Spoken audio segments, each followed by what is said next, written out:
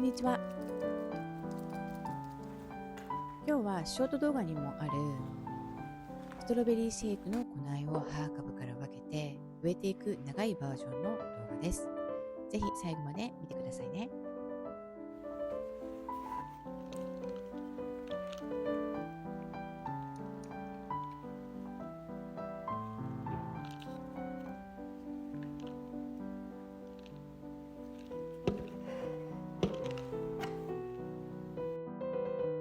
2024年の4月に友達にもらった時にはこんなに小さくてピンクの色も全く出てなくて、本当にストロベリーシェイクと思うほどだったんですよ。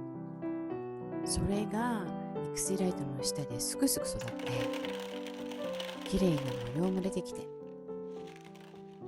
粉苗まで育って、この子かなり優秀です。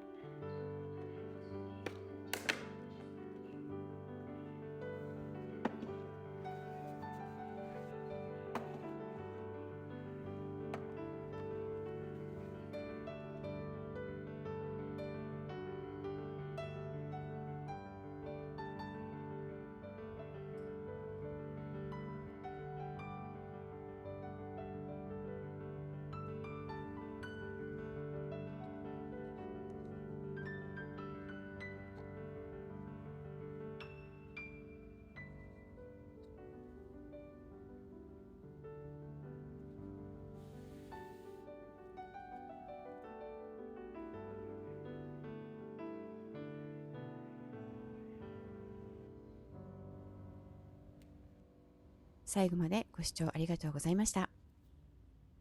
バイバーイ。